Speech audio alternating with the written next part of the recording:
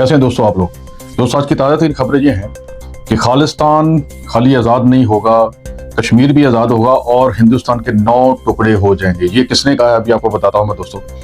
और अभी तक कुछ सबूत नहीं मिला पहलगाम हमले के में खास किस्म का जिससे कोई रिएक्शन किया जाए। पता नहीं तहकीकात से क्यों डर रहे हैं, कोई तहकीकात की नहीं गई अभी तक। इसमें बात करता हूँ दोस्तों को। इसके मुतलका एक बम्बई हमले का एक दिलचस्प किस्म का वाक़या आपको बताऊंगा मैं, जो इससे मुतलका है। आपको बड़ा मजा आएगा सुन के कि ये बम्बई हमले में भी कुछ इस तरह की चीजें हुई थी।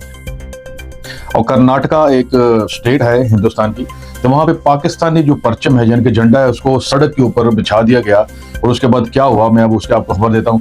और आखिरी खबर यह दोस्तों के इसराइल जो है उसके अंदर जो है ना दोबारा आग भड़क उठी है, यानी कि जहन्नम की आग की तरह इतनी आग फैल गई है। उसके बारे में थोड़ी सी आपको तस्वीर बताता हूँ दोस्तों। मेरा जैसे मैं आपको वादा किया, मैंने कहा आपको जबरदस्त किसकी इन्फॉर्मेशन दूंगा, आपका वक्त जाया नहीं होगा। वीडियो के अंत तक देखिए दोस्तों। और मेरा नाम है खान, मिर्जा शाहिद खान। सबको मेरा सलाम। सल्लु अल हबीब सल्लल्लाहु अलैहि मोहम्मद।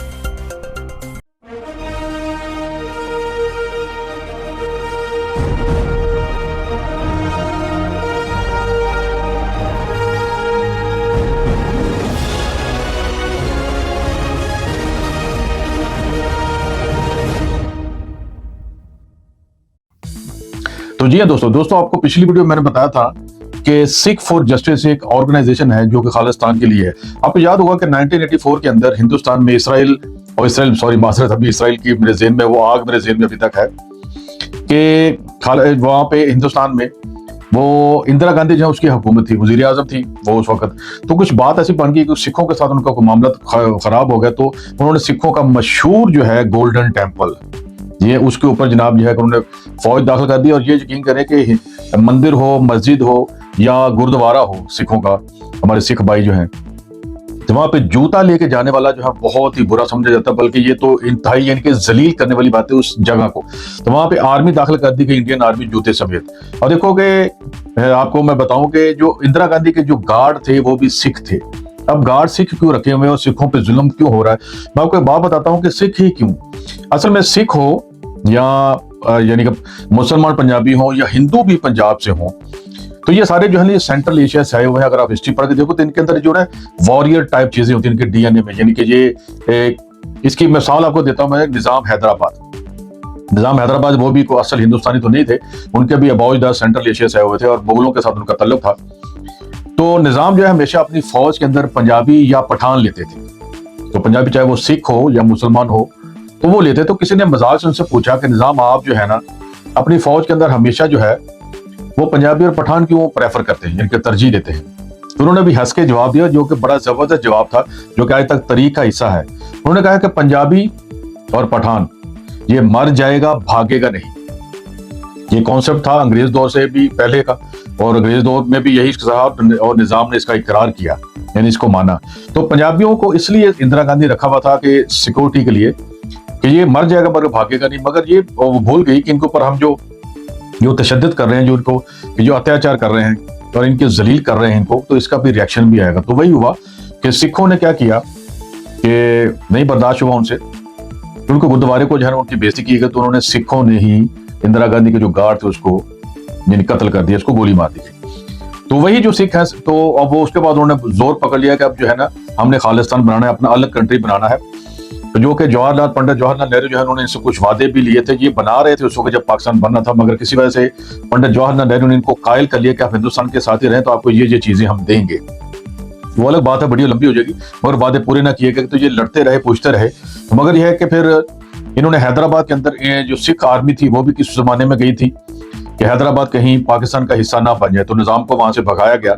हैदराबाद दक्कन इंडिया की बात कर रहा मैं। तो बहुत सारे सिख जो है ना यहाँ पे मुझे मिले जो बड़ी उम्र के थे, तकरीबन 70 के करीब उनकी उम्रें थी। तो वो मुझे उन्होंने बताया यहाँ पे, कहते हैं कि बेटा हमें जो 1984 है बड़ा जुल्म किया गया हमारे ऊपर। और उसके बाद ये कहता है कि हमें लगता है कि जैसे हमें ना ये सजा मिली है जो हमने हैदराबाद में ना हम सिखों ने जाके इनके पीछे लग के, गवर्नमेंट के पीछे लग के, इंडियन गवर्नमेंट के पीछे लग के, तो वहां पे मुसलमानों के साथ हमने जुल्म किया, उनकी चीजें हमने जलाई, लूट मार की, सब कुछ बहुत कुछ। पर मैं किसी नफरत को हवा नहीं देना चाहता। ये बात मुझे एक सिख ने नहीं बहुत सारे सिखों ने मुझे बताई, क्योंकि लैंग्वेज हम एक दूसरे की समझ लेते हैं। तो बात यह है कि उनके फाउंडर हैं, अब उनको पता चल गया कि खालिस्तान हमें बनाना है। तो उन्होंने क्या किया है कि उन्होंने कहा है कि उनका नाम है गुरपतवंत सिंह पन्नू। उन्होंने कहा कि अगर अब ये कहना वो तो नाम ले रहे हैं गुरपतवंत सिंह से जो पन्नू, उन्होंने कहते हैं कि अगर मोदी, ये तो नाम लेते हैं, वो कहते हैं अगर मोदी सरकार ने हमला किया तो 2 करोड़ सिख जब पाकिस्तान के साथ हम कभी भी नहीं करने देंगे, हम सीना बसीना उनके साथ लड़ेंगे। तो बड़ी उसकी ये थी। तो कहते हैं कि खाली खालिस्तान नहीं, कश्मीर नहीं, इंडिया के 9 टुकड़े होंगे और लोगों को भी आजादी मिलेगी। ये तो उसकी खबर। ਆਪਾਂ ਨੂੰ action speaks louder than word. Pakistan ਦੀ ਸਰਕਾਰ ਦੇ ਕੋਲ ਅੱਜ ਮੌਕਾ ਹੈ। 1971 ਦੇ ਵਿੱਚ ਪਾਕਿਸਤਾਨ ਦਾ ਇੱਕ ਹਿੱਸਾ ਭਾਰਤੀ ਸਰਕਾਰ ਨੇ, ਭਾਰਤੀ ਫੌਜਾਂ ਨੇ ਤੋੜ ਦਿੱਤਾ। 1984 ਦੇ ਵਿੱਚ ਪਾਕਿਸਤਾਨ ਦੇ ਕੋਲ, ਜਨਰਲ ਜ਼ਿਆਉਲ ਹੱਕ ਦੇ ਕੋਲ ਸਮਾਂ ਸੀ ਕਿ ਪੰਜਾਬ ਜਿਹੜਾ ਭਾਰਤੀ ਕਬਜ਼ੇ 'ਚ ਆਜ਼ਾਦ ਕਰਵਾਇਆ ਜਾਏ, ਉਹਨਾਂ ਨਹੀਂ ਕਰ ਸਕੇ। ਕੋਈ ਗੱਲ ਨਹੀਂ, ਅਸੀਂ ਉਸ ਗੱਲ ਤੇ ਵੀ ਨਹੀਂ ਆਉਂਦੇ, ਪਰ ਅੱਜ ਸਮਾਂ ਤੁਹਾਡੇ ਕੋਲ ਹੈ। ਪਾਕਿਸਤਾਨ ਦੀ ਹਕੂਮਤ UN ਸਿਕਿਉਰਿਟੀ ਕਾਉਂਸਲ ਦੇ ਵਿੱਚ ਬੈਠੀ ਹੈ। ਅਸੀਂ ਕੋਈ ਟੈਂਕ ਨਹੀਂ ਮੰਗਦੇ ਪਏ, ਅਸੀਂ ਕੋਈ ਹਥਿਆਰ ਨਹੀਂ ਮੰਗਦੇ, ਅਸੀਂ ਕਿਸੇ ਨੂੰ ਮਾਰਨਾ ਨਹੀਂ ਮੰਗਦੇ, ਅਸੀਂ ਕੋਈ ਵਾਇਲੈਂਸ ਨਹੀਂ ਚਾਹੁੰਦੇ, ਪਰ ਇੱਕ ਖਾਲਿਸਤਾਨ ਤੇ ਕਸ਼ਮੀਰ ਦਾ ਰੈਜ਼ੋਲੂਸ਼ਨ UN ਸਿਕਿਉਰਿਟੀ ਕਾਉਂਸਲ ਦੇ ਵਿੱਚ ਕਸ਼ਮੀਰ ਦਾ ਆਲਰੇਡੀ ਪਿਆ ਹੋਇਆ ਹੈ। ਕੀ ਗੱਲ ਹੈ, ਕੀ ਮਜਬੂਰੀ ਹੈ ਕਿ ਪਾਕਿਸਤਾਨ ਦੀ ਸਰਕਾਰ ਅੱਜ ਜਦੋਂ ਅਸੀਂ 25 ਮਿਲੀਅਨ ਸਿੱਖ ਪਾਕਿਸਤਾਨ ਦੇ ਨਾਲ ਖੜੇ ਆ, ਜੇ ਭਾਰਤੀ ਫੌਜਾਂ ਪੰਜਾਬ ਚੋਂ ਲੰਘਣਗੀਆਂ ਤਾਂ ਤੁਸੀਂ ਸਾਨੂੰ ਦੱਸਿਓ, ਅਸੀਂ ਖੜਾਂਗੇ ਤੁਹਾਡੇ ਨਾਲ, ਤੁਸੀਂ ਫੌਜ ਭੇਜੋ, ਅਸੀਂ ਬੜਾਂਗੇ ਤੁਹਾਡੀ ਫਸਟ ਲਾਈਨ ਆਫ ਡਿਫੈਂਸ। ਸਾਡੇ ਸ਼ਰੀਰਾਂ ਤੋਂ, ਛਾਤੀਆਂ ਤੋਂ ਨਿਕਲ ਕੇ ਜਿਹੜੀ ਭਾਰਤ ਦੀ ਫੌਜ ਪਾਕਿਸਤਾਨ ਤੇ ਜਾਏਗੀ, ਕਿਉਂਕਿ ਪਾਕ ਬੜੀ ਗੱਲ ਹੈ ਜੀ, ਬੜੀ ਗੱਲ ਹੈ, ਬਹੁਤ ਵੱਡੀ ਗੱਲ ਕਰ ਰਹੇ ਹੋ। ਉਹਦਾ ਕਾਰਨ ਇਹ ਹੈ ਕਿ ਨੋਬਡੀ ਬਿਲੀਵਸ ਨਰਿੰਦਰ ਮੋਦੀ। ਉਹਦਾ ਕਾਰਨ ਇਹ ਹੈ ਕਿ JD ਵੈਂਸ ਉੱਥੇ ਪਹੁੰਚਿਆ, ਇਹਨਾਂ ਨੇ ਉੱਥੇ ਹਿੰਦੂਆਂ ਦੀ ਕਤਲੋਗਾਰਤ ਕੀਤੀ, ਤੇ ਅਮਰੀਕਾ ਜਿਹੜਾ ਸਾਰੀ ਦੁਨੀਆ ਚਲਾਉਂਦਾ, ਜਿੱਥੋਂ ਸਾਰੀ ਦੁਨੀਆ ਦੀ ਰਾਜਨੀਤੀ ਚੱਲਦੀ ਹੈ, ਉਹ ਕੋਈ ਦੁੱਧ ਪੀਂਦੇ ਨਿਆਣੇ ਤਾਂ ਹੈ ਨਹੀਂਗੇ ਕਿ ਨਰਿੰਦਰ ਮੋਦੀ ਸਾਹਿਬ ਨੇ ਕਿਹਾ ਜੀ ਉਹਨਾਂ ਨੇ, ਪਾਕਿਸਤਾਨ ਨੇ ਸਾਡੇ ਇਹ ਦੇਖੋ ਬੰਦੇ ਮਾਰਤੇ, ਅਸੀਂ ਉਹਨੂੰ ਪਾਕਿਸਤਾਨ ਤੇ ਹਮਲਾ ਕਰਾਂਗੇ। ਕਿਸੇ ਨੇ ਉਹਨਾਂ ਨੂੰ ਨਹੀਂ ਪਾਇਆ ਇਹ। Nobody believed Narendra Modi. Nobody means America, Canada, European Union, ਤੁਸੀਂ ਦੇਖਿਆ ਉਹ ਕਿੰਨਾ ਰੌਲਾ ਪਾ ਰਿਹਾ, ਪਰ ਕਿਸੇ ਨੇ ਸਾਥ ਨਹੀਂ ਦਿੱਤਾ। ਹੁਣ ਕੱਲ ਬੈਠਕ ਕੀਤੀ ਹੈ ਕਿ ਜੀ ਮੈਂ ਆਪਣੀ ਆਰਮੀ ਨੂੰ ਖੁੱਲ੍ਹ ਦੇਣਾ, ਜੋ ਕਰਨਾ ਕਰ ਲਓ। ਵੀ ਆਰਮੀ ਦੇ ਕੋਲ ਇੰਟੈਲੀਜੈਂਸ ਹੈ ਕਿ ਤੁਹਾਡੇ ਕੋਲ ਇੰਟੈਲੀਜੈਂਸ ਹੈ? ਆਰਮੀ ਨੂੰ ਤੁਸੀਂ ਕੋਈ ਕਹੋਗੇ ਹਮਲਾ ਕਰ ਦਿਓ, ਤੇ ਅੱਗਿਓਂ ਪਾਕਿਸਤਾਨ ਜਿਹੜਾ ਬੈਠਾ ਹੈ ਉਹ ਉੱਥੇ ਆਪਣੀ ਦੁੱਧ ਪੀਂਦੇ ਪਏ ਬੈਠ ਕੇ, ਕੀ ਕਰਦੇ ਪਏ ਆ? ਉਹ ਤਿਆਰ ਹੈ ਜੀ, ਅਸੀਂ ਵੀ ਪੂਰੀ ਤਰ੍ਹਾਂ ਤਿਆਰ ਹੈ। ਜ਼ਾਹਰ ਅਗਲਾ ਜਦੋਂ ਕਾਰਵਾਈ ਕਰੇਗਾ, ਅਗਲਾ ਜਦੋਂ ਵਾਰ ਕਰੇਗਾ ਤੇ ਜ਼ਾਹਰ ਜਵਾਬ ਦੇਣਾ ਤੇ ਜ਼ਰੂਰੀ ਹੈ। ਫਿਰ ਨਹੀਂ, ਜਦੋਂ ਕੋਈ ਕਿਸੇ ਤੇ ਹਮਲਾ ਕਰਦਾ ਹੈ, ਇਹ ਮੇਰੀ ਮਾਫ ਕਰਿਓ ਮੇਰੀ ਇਸ ਗੱਲ ਦਾ, ਪਾਕਿਸਤਾਨ ਜਿਹੜਾ ਹੈ they always try to play democratically and diplomatically, ਪਰ ਜਿਹੜੀ ਹਿੰਦੂਤਵਾ ਏਜੰਡਾ ਹੈ, ਜਿਹੜੀ ਨਰਿੰਦਰ ਮੋਦੀ ਦੀ ਸਰਕਾਰ ਹੈ, ਜਿਹੜੀ ਭਾਰਤ ਦੀ ਹੁਕੂਮਤ ਹੈ, ਇਹ ਤੁਹਾਨੂੰ ਮੈਂ ਹੁਣ ਦੱਸਣਾ ਚਾਹਨਾ ਕਿ ਤੁਸੀਂ ਇਸ ਗੱਲ ਦੇ ਉੱਤੇ ਆਪਣੀ ਸਰਕਾਰ ਨੂੰ ਖੜਾ ਕਰੋ, ਆਪਣੀ ਤੁਸੀਂ ਮਿਲਟਰੀ ਨੂੰ ਤੇ ਫੌਜ ਨੂੰ ਖੜਾ ਕਰੋ। ਇਹ ਰੋਜ਼-ਰੋਜ਼ ਹੁੰਦਾ ਨਾ ਮਸਲਾ ਕਿ ਜੀ ਅਸੀਂ ਹਮਲਾ ਕਰ ਦਿਆਂਗੇ, ਅਸੀਂ ਹਮਲਾ ਕਰ ਦਿਆਂਗੇ। ਤੇ ਸਾਡੇ ਭਾਊਆਂ 'ਚ ਇੱਕ ਕਹਾਵਤ ਹੈ, ਰੋਜ਼ ਕਿਸੇ ਨੂੰ ਤੁਸੀਂ ਧਮਕੀ ਦਿਓ ਤੇ ਫਿਰ ਸਾਡੇ ਵਰਗੇ ਹੁੰਦੇ ਨੇ ਛੋਟੇ ਕੱਦ ਵਾਲੇ ਵੀ, ਉਹ ਕਹਿੰਦੇ ਆ ਜਾ ਭਾਊ ਫਿਰ ਦੇਖ ਲੈਨੇ, ਕੱਟਾ ਕੱਟੀ ਕੱਢ ਦਿੰਨੇ ਆ। ਇਹੀ ਗੱਲ ਇੱਕ ਪਾਸੇ ਲਾ ਗੱਲ ਨਿਬੇੜ ਦਿੰਨੇ ਆ ਵੀ ਰੋਜ਼ ਤੁਸੀਂ ਹਮਲਾ ਕਰਨਾ, ਕਰ ਲਓ ਹਮਲਾ। And I can tell you, if India attacks Pakistan, if India attacks militarily Pakistan, full-fledged war, this will be the last battle of Narendra Modi. This will be the last battle of this Union of India as it exists. We will make sure that this integrates Union of India, and we liberate Punjab from Indian occupation, and the road to the independence of Kashmir runs through Punjab. ਇੱਕ ਨਹੀਂ ਦੋ ਨਹੀਂ 9 ਟੁਕੜੇ ਕਰਾਂਗੇ ਇਸ ਭਾਰਤੀ ਹੁਕੂਮਤ ਦੇ ਤੇ ਕਿ ਪਾਕਿਸਤਾਨ ਤੇ पाकिस्तान ਦੀ ਜਿਹੜੀ फौज है वो सिख ਦੇ ਨਾਲ खड़ी। तो दूसरी यह है कि अब आपको आते हैं दोस्तों कि आपने बॉम्बे अटैक तो आपने देखा होगा कि बॉम्बे अटैक में एक किरदार था जिसका नाम था अजमल कसाब। यार अजमल कसाब ने उसको बताया गया था कि ये भाई ये पाकिस्तान से इसका तल्लुक है, पाकिस्तान के इलाके पंजाब से इसका तल्लुक है, ये वहीं पैदा हुआ बड़ा हुआ। अब मुझे कॉमन सेंस की बात है, जो पंजाब में पैदा हो बड़ा हो तो उसको पंजाबी तो आनी चाहिए। बाकी अगर कोई लैंग्वेज, कोई मदर लैंग्वेज बोलता है या कुछ बोलता है तो अलग बात है, अपना उसको उर्दू आती है, जो कोई और लैंग्वेज बोलता है या पश्तो या फारसी या कोई भी दूसरी लैंग्वेज, इंग्लिश, मगर पंजाब में पैदा हो, वहां बड़ा हो, पला बड़ा हो तो उसको पंजाबी आनी चाहिए। और उसके बाद वो कहते हैं कि ये मुसलमान है जो पाकिस्तान से आया है। उसकी वीडियो मैंने देखी एक जगह पे, तो यूट्यूब पे आपको मिल जाएगी। वो जब पकड़ा गया बॉम्बे अटैक में, जो होटल था तो उसको पुलिस वाले उससे इंटरव्यू ले रहे हैं, जब अस्पताल में उसको लेके गए, जो उसको भी गोली वोली लगी थी, तो वो कह रहा है कि भगवान मुझे कभी माफ नहीं करेगा। कि जो जाने जाने वाले गरीब लोगों की, वो तो जाने, तुम्हारे लोग, तुम्हारे देश के लोग मर गए ना अभी, है ना? तुम्हारे देश से ही इधर जो इंडिया में जो गरीब लोग रहते थे, मुझे नहीं माफ करेगा, गरीब लोग रहते थे, मुझे नहीं माफ करेगा। अभी ये कैसा तुम्हारे को पहले। अब मुझे बताइए कौन सा मुसलमान है जो इस तरह, वो तो कहता है अल्लाह मुझे माफ नहीं करे या खुदा बोलते हैं, तो जिससे और भी शक हुआ कि ये बंदा जो है ना ये इनका अपने को किया धरा है। तो हमारे उसके बाद उसको अदालत में पेश किया गया, बाद में उसको फांसी दे दी गई, मगर फांसी देने से पहले उससे क्या किया गया कि उसको अदालत में पेश किया गया। तो पाकिस्तान ने किसी तरीके से हिंदुस्तान को कायल कर लिया कि हम अपने वकील भेजना चाहते हैं पाकिस्तान से, जो उसके सवाल जवाब करेंगे, उससे पूछेंगे ताकि तहकीकात में थोड़ा सा हमें मदद मिले, ताकि अगर ये पाकिस्तान से है तो हम पकड़े इन लोगों को। पाकिस्तानी गवर्नमेंट ने पूरी तसल्ली दी, पर अब इंटरनेशनल प्रेशर भी था तो इंडिया को मानना पड़ा। अब यहाँ पे बात सुनने वाली है। तो वकील जो है ना वापस आए, तो ये यूट्यूब के ऊपर उनका इंटरव्यू पड़े हुए हैं और गालिबन मेरा और मकबूल जान जो है ना उनके साथ उनका इंटरव्यू है। तो मैं ज्यादा लंबी वीडियो ना हो जाए, आपको शॉर्ट में बताता हूँ चंद बातें। कहता है कि जब हमने उससे पूछा कि आप कौन सी लैंग्वेज में बयान देंगे, यानी कि अजमल कसाब से पाकिस्तानी जो वकील थे उन्होंने पूछा, उसने बोला कि या तो मैं इंग्लिश में दूंगा तो या मैं मराठी में। अब कौन सा पाकिस्तानी पंजाबी है जिसको मराठी भी आती है? मुझे तो कभी नहीं मिला ऐसा कोई पता। भरल तो वो पंजाबी कहता, पंजाबी में क्यों नहीं, कहता पंजाबी मुझे नहीं आती। ये ऑन दी रिकॉर्ड है वकीलों का बयान, आप जाके देख सकते हैं। यानी कि वहां पे भी सारा फिर फौरी तौर पे उसको जो है ना वो फांसी दे दी गई कि जी, और मामला उसको रफा दफा कर दिया गया। तो इसी तरह पहलगाम हमले की तरफ आते हैं, बहुत सारी चीजें इसमें अभी तक कोई ऐसा सबूत नहीं दिया गया इंडियन गवर्नमेंट की तरफ से कि जिससे पाकिस्तान पूरा तावन कर रहा है, कह रहा है कि हमें बताओ हम आपके साथ हैं। तो पाकिस्तान की वैसे भी पोजीशन नहीं है इस वक्त लड़ने वाली ना, तो वैसे भी लड़ने का फायदा क्या है? फिर अगर लड़ने का अगर लड़ाई शुरू हुई तो फिर पाकिस्तान की पूरी कौम है वो तैयार हो जाएगी, जो कि तैयार बैठी हुई है। क्योंकि बंदा जो उसको बंदा कह रहा है कि भाई मुझे सबूत दो, अगर तुम सबूत दे दोगे तो हम आपके साथ है, इसके बाद और क्या चाहिए भाई?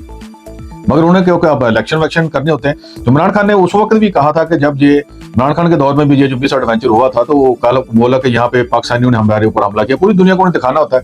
आपको याद होगा मैंने पिछली वीडियो में बताया कि जब बिल क्लिंटन जो सदर थे अमेरिका के, उस वक्त आए तो उस वक्त सिखों को मरवा दिया गया, 30 नौजवान सिख। ठीक है, सिखों को इस बात को पता है कि ये हमेशा हमें मरवाया, अभी भी गलती से अपनी ही लोगों पे हमला किया तो 5 सिख मार दिए गए। कभी आपने देखा कभी ब्राह्मण को कभी मारा? छोटी छोटी जात वाले हिंदू जो एक दफा बस जा रही थी ये कश्मीर के अंदर, तो वो खाई पे गिर गई, तो उनको जनाब जो है कि वो किसी ने रोका नहीं, तो सारे उसमें कौन थे? वो छोटी जात वाले हिंदू। बहरहाल ये है कि अभी तक कोई तहकीक के में कोई पेशरफ्त नहीं हुई, और मुझे नहीं लगता कि ये हमला वमला होगा, क्योंकि उसने इलेक्शन लड़ना होता है, तो उसी वजह से ये मिस एडवेंचर करते रहते हैं आपस में। या हो सकता है उसका कोई मतलब कि कोई और एजेंडा हो, क्योंकि जेडी वैन जो है वो भी अमेरिका को जब आया तो तब भी हमला, बिल क्लिंटन आया तब भी हमला हो गया। ये बड़े सियाने लोग हैं जो टेररिस्ट हैं, ये उसी वक्त हमला करते जब कोई कोई बंदा आ रहा होता है कि पूरी दुनिया को पता चले ना। तो बहरहाल यह है कि उसका फायदा तो हुआ कि वो जो जेडी वैंस उसने जाकर बयान भी दिया इंडिया के हक में, तो यही वो चाहते थे। तो बहरहाल दोस्तों, कर्नाटका जो है वो हिंदुस्तान का शहर है, अपना स्टेट है, और वहां पे कुछ अजीबोगरीब किस्म के काम होते हैं। फिर ये कहते हैं जी हम तो भाई अमन लाने वाले लोग हैं, ये हमेशा हमें मुसलमान ही तंग करते हैं। पाकिस्तान का जो झंडा है, ठीक है, यानी कि परचम जो है, जो फ्लैग है, उसको किसी ने सड़क के ऊपर ना उसको लगा दिया प्रिंट करके किसी चीज से। अब ऊपर से गाड़ियां गुजर रही हैं, स्कूटर, बसें, ट्रक सब गुजर रहे हैं, यानी कि अपनी तरफ से तौहीन, ये बेइज्जती की गई। अब देखिए कि इनका कैसा ज़हन है कि जानबूझ के लोगों को उकसाते हैं ताकि लोग कुछ ऐसा करें और फिर दुनिया को बताएं, देखिए जी ये काम कुछ ऐसा।